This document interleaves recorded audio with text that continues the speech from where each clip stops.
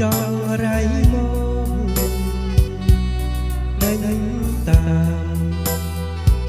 ប្រកិនរាល់ថ្ងៃនោមឲ្យភ្លាត់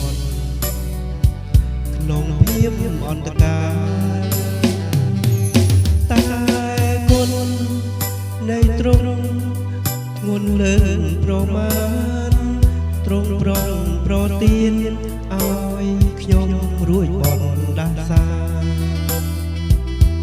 ខ្ញុំមិនវិនាងបានជីវិតគឺ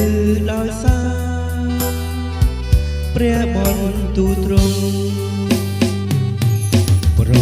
លឹងខ្ញុំលើកដំកើងព្រះគុណព្រះអង្គដោយទ្រង់បានស៊ូបដូរបងលួងខ្ញុំឲ្យរួចតទេគ្មានអង្គណាស្មើព្រះមេត្រី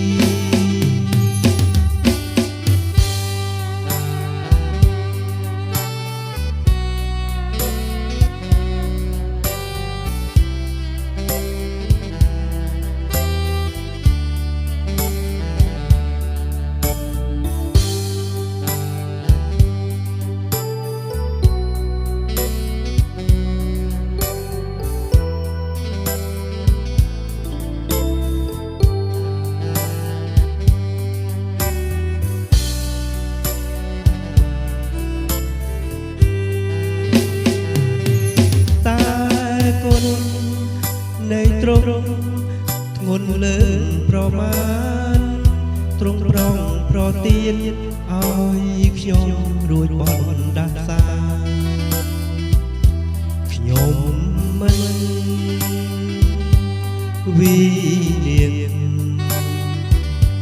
បានជីវិតគឺដោយសារព្រះបនទូទ្រង់ប្រលឹងខ្ញុំ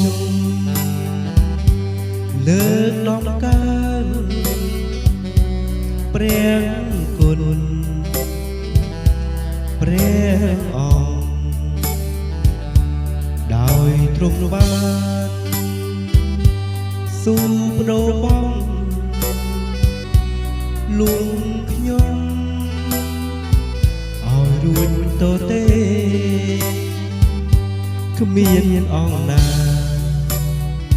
ស្មើព្រះមេត្រីគ្មានអង្គណាស្មើព្រះមេត្រី